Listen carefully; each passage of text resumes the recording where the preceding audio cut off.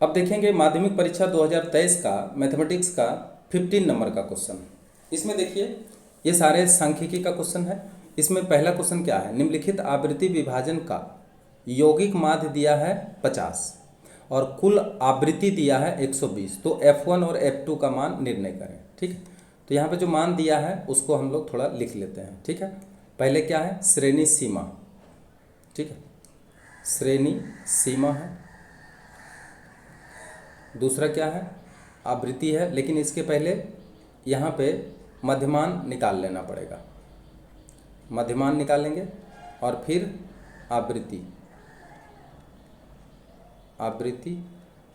ठीक है, F1 आवृत्ति और क्रमयोग आवृत्ति, क्रमयोग आवृत्ति।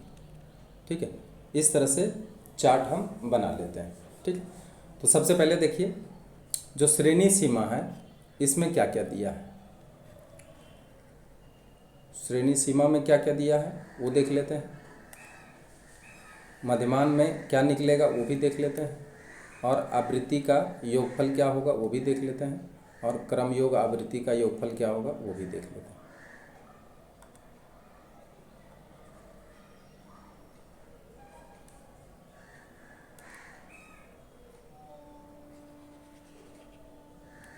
ठीक है, इस तरह से आप इस चार्ट को बना लेंगे। तो सबसे पहले देखिए जो इसमें दिया है,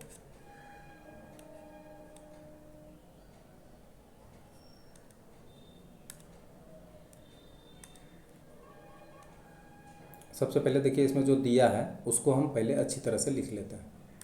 ये देखिए सबसे पहले दिया 0 से 20, 0 से 20, फिर दिया है 20 से 40, फिर दिया है 40 से 60,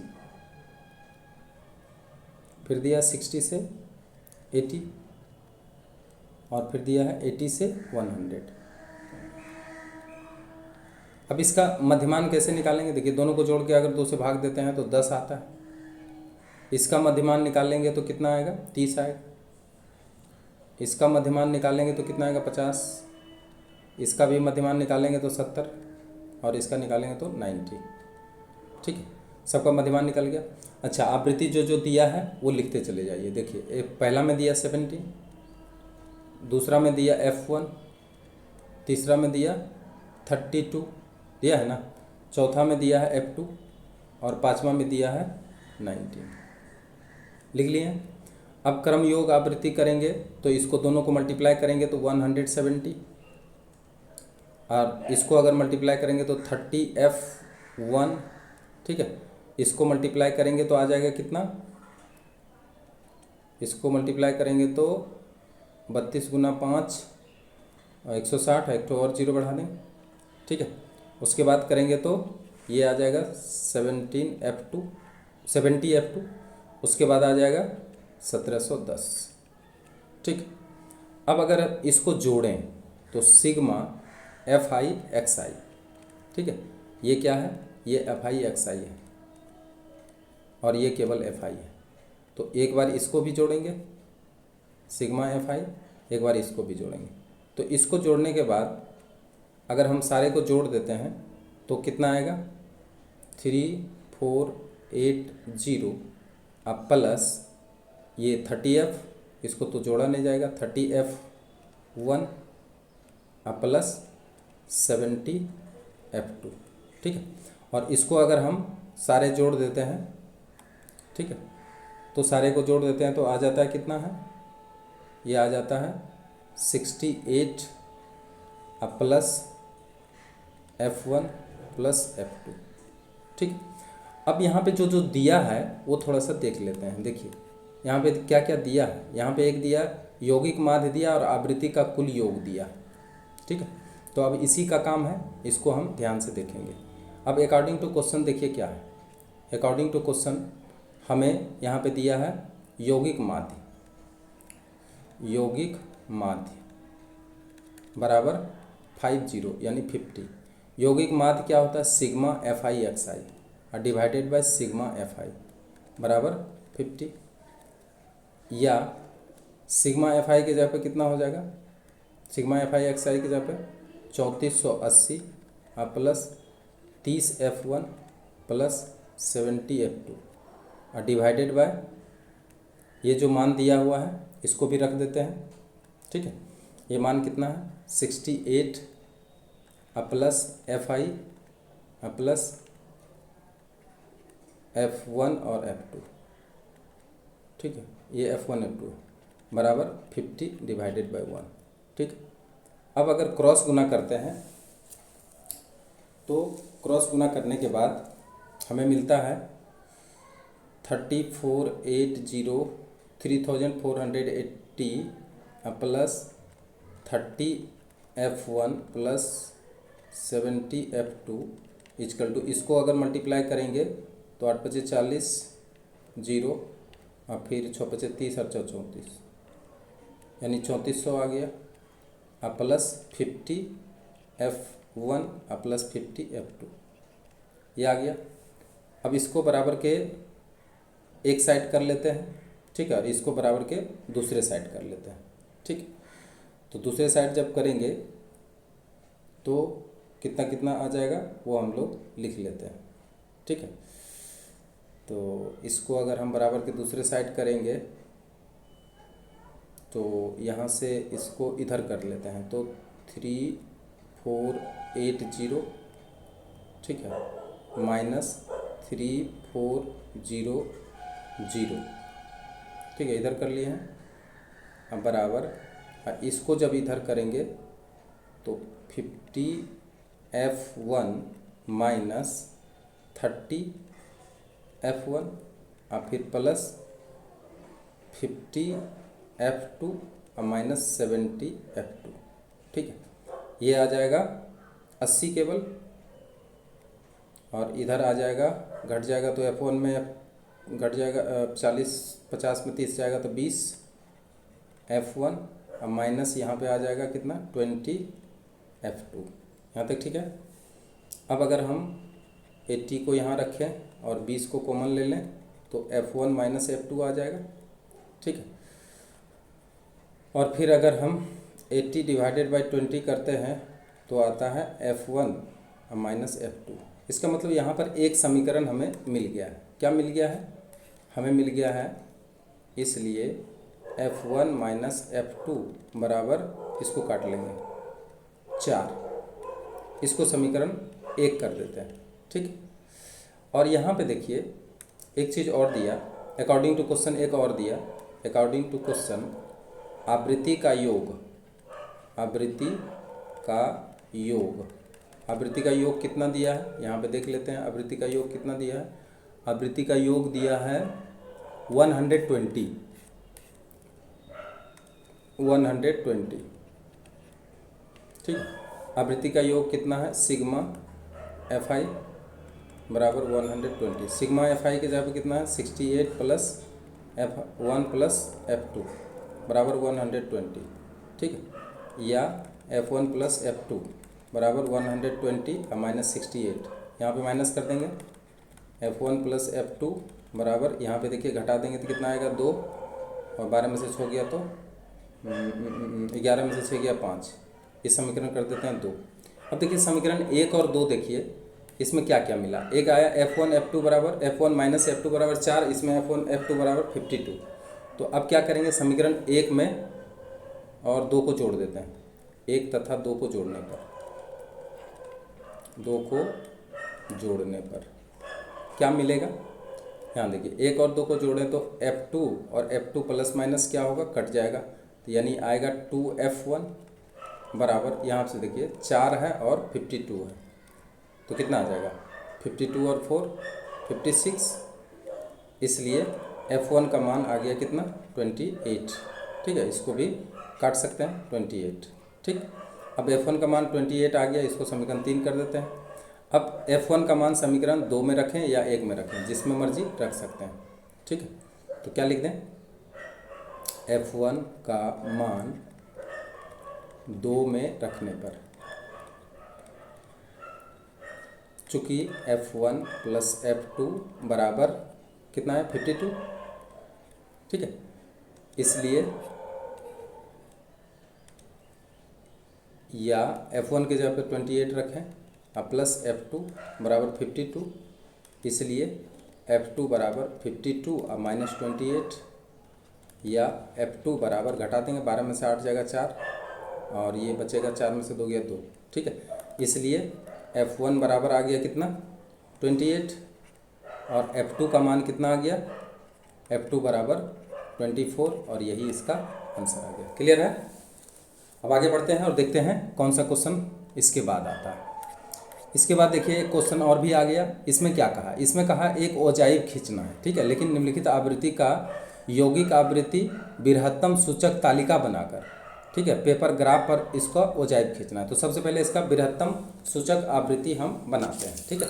बृहत्तम सूचक आवृत्ति बनाने के लिए हमको क्या करना पड़ेगा, इसका श्रेणी बारंबारता लेंगे, ठीक है, और श्रेणी बृहत्तम सूचक लेंगे। तो पहले एक श्रेणी करते हैं, ठीक है, उसके बाद इसका आवृत्ति ले लेते हैं, फिर एक बार श्रेणी ले लेते हैं और फिर एक बार इसका बृहत्तम सूचक लेते हैं, बृहत्तम सूचक, ठीक है, बृहत्तम सूचक आवृत्ति ले लेते हैं। तो गौर से देखिए, इसको पहले एक चार्ट पहले तैयार कर लीजिए, एक चार्ट पहले तैयार करते हैं।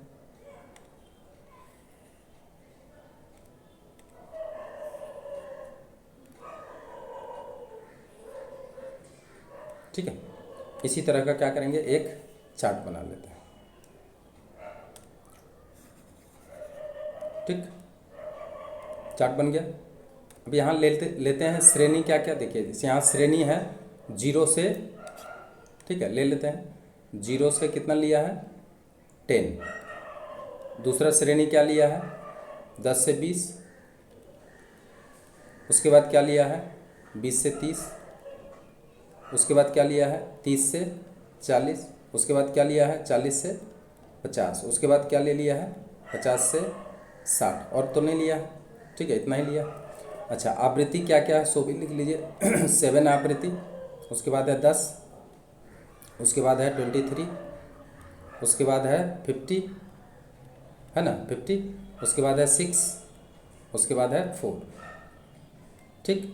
अच्छा, श्रेणी में यहाँ पे देखिए ये 0 है या 0 से अधिक, 0 से अधिक, उसी तरह से 0 या 0 से अधिक लेंगे तो फिर क्या लेंगे 10, है ना, 10 या 10 से अधिक, 10 या 10 से अधिक, फिर 20 या 20 से अधिक लेंगे, फिर 30 या 30 से अधिक, फिर कितना लेंगे 40 या 40 से अधिक, फिर क्या लेंगे 50 या 50 से अधिक लेंगे, ठीक है। अब यहाँ पे देखिए ये सबसे इसका अगर टोटल इसको जोड़ेंगे तो कितना आएगा 100, चूँकि बृहत्तम लेना है इसलिए हम लोग को टोटल पहले ही जोड़ लेना है। तो सबसे बृहत्तम कितना हुआ 100।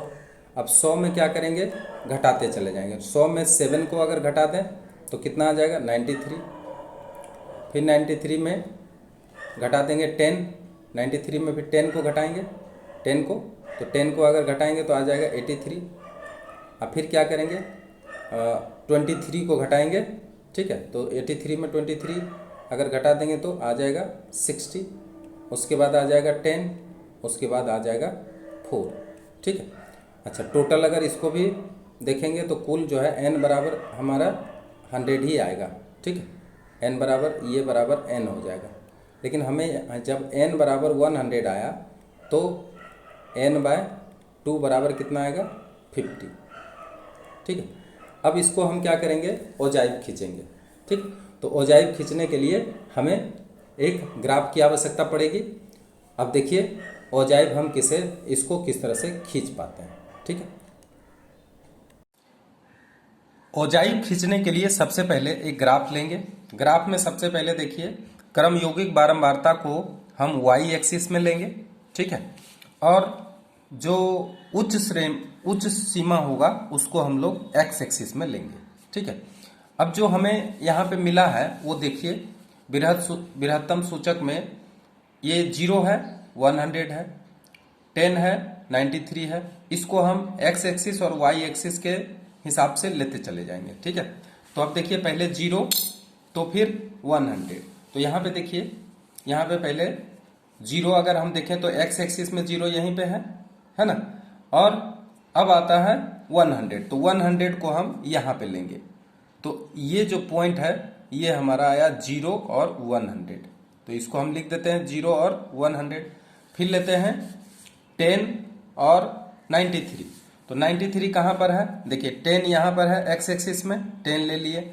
अब 93 को लेने के लिए यहाँ पे देखिए, यहाँ पे है 92 और ये है 93, तो 93 हम यहाँ पे ले रहे हैं, ये है 93।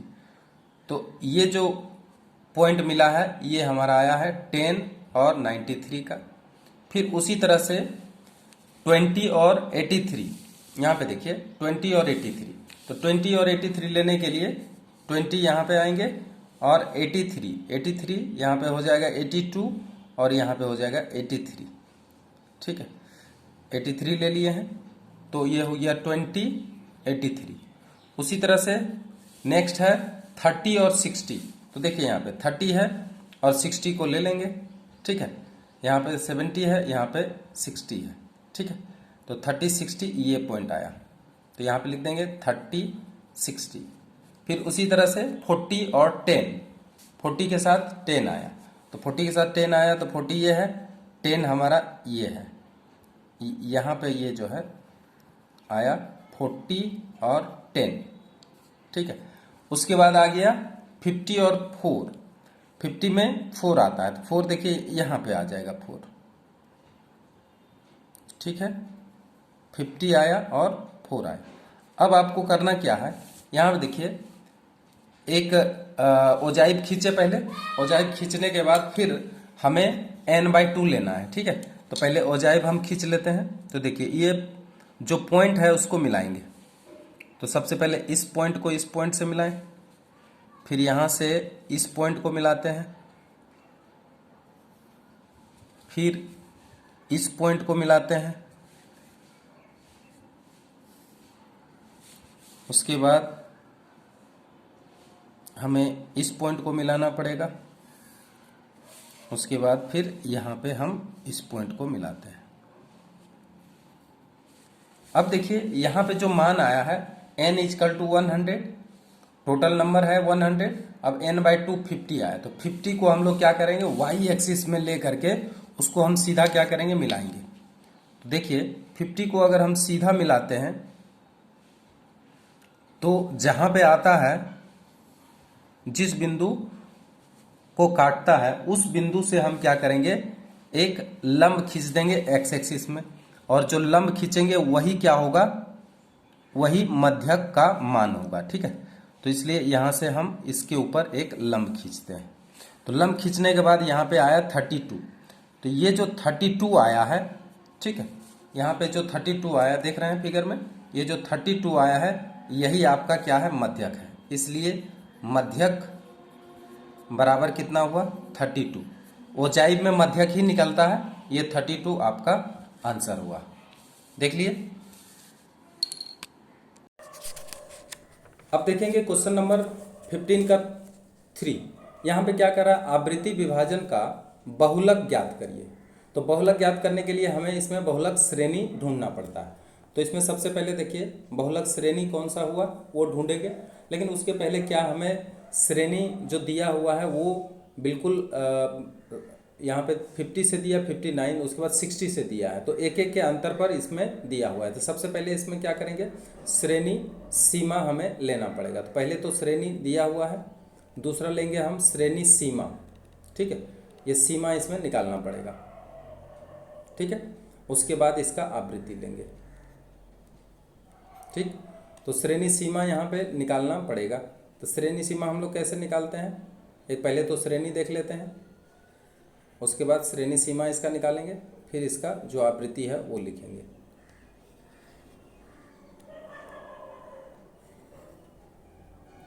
ठीक है, तो देखते हैं कितना कितना इसका दिया हुआ है मान।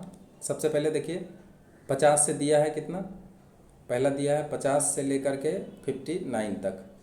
ठीक है, दूसरा कितना दिया है 60, एक एक बढ़ा करके दिया है 69, फिर कितना दिया है 70, 70 से दिया है 70 दिया 79, उसके बाद 80 कर दिया, 80 से दिया है 89, फिर 90 दिया है, 90 से 99 और फिर दिया है 100 से 109। ठीक है। अच्छा, इसका श्रेणी सीमा कैसे करेंगे? इसमें 0.5 माइनस करें क्योंकि एक एक का अंतर है। 0.5 अगर माइनस करेंगे तो 49.5 और यहाँ पे आ जाएगा 59.5। क्लियर है? उसी तरह से आगे बढ़ते चले जाएंगे, 59.5 और यहाँ पे हो जाएगा 69.5, फिर यहाँ पे क्या हो जाएगा 69.5, यहाँ पे हो जाएगा 79.5, फिर हो जाएगा 79.5 और यहाँ पे हो जाएगा 89.5, फिर हो जाएगा 89.5 और फिर यहाँ हो जाएगा 99.5, फिर यहाँ पे हो जाएगा 99.5 और फिर यहाँ हो जाएगा 109.5। क्लियर? ये आपको लेना ही पड़ेगा। ठीक है। उसके बाद आवृत्ति जो है ले लेते हैं। पहला है 5, दूसरा है 20 और तीसरा है 40, चौथा है 50, पाँचवा है 30, छठा है 6। अब यहाँ पे देखिए सबसे ज़्यादा जो आवृत्ति है वो 50 है, तो सबसे ज़्यादा जो आवृत्ति है उसको F1 मानते हैं, उसके पहले वाला F0, उसके बाद वाला F2। ठीक है। तो यहाँ पे जो जो मान हमें मिला है वो हम लोग लिखेंगे यहाँ पे। सबसे पहले देखिए बहुलक श्रेणी। बहुलक श्रेणी वही होता है, ठीक है, जो सबसे अधिक आवृत्ति वाला श्रेणी होता है। यानी बहुलक श्रेणी आपका है 79.5 से लेकर 79.5 से लेकर 89.5। ठीक है, ये बहुलक श्रेणी आ गया। ठीक। अच्छा, बहुलक श्रेणी का जो फर्स्ट होता है उसको हम ए बोलते हैं, इसलिए ए बराबर कितना हो गया? ए बराबर 79.5 और यहीं पे आपका एच निकलेगा। एच कितना होता है? तो जो श्रेणी सीमा है उसका जो अंतर है वही होता है एच।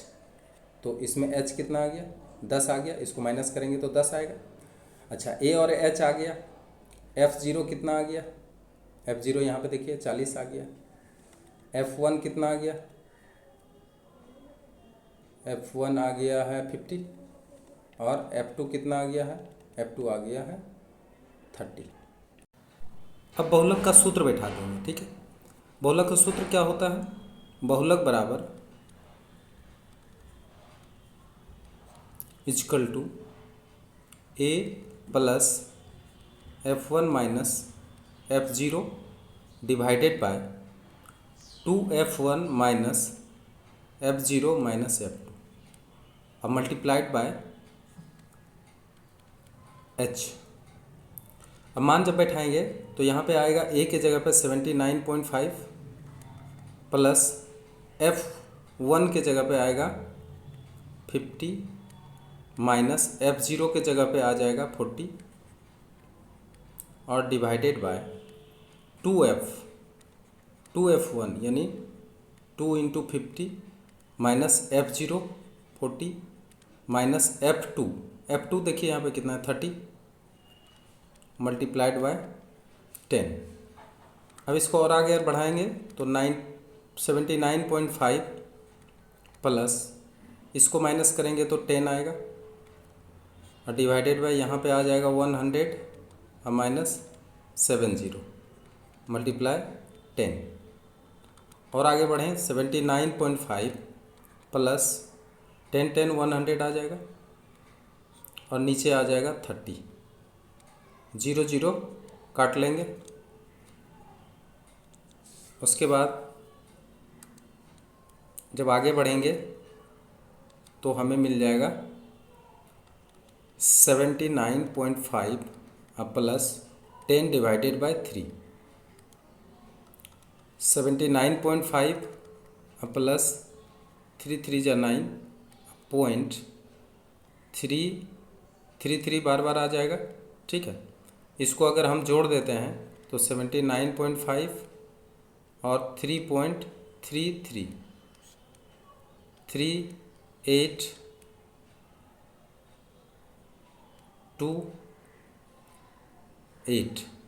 यानी आ गया 82.83 और ये मान होता है लगभग।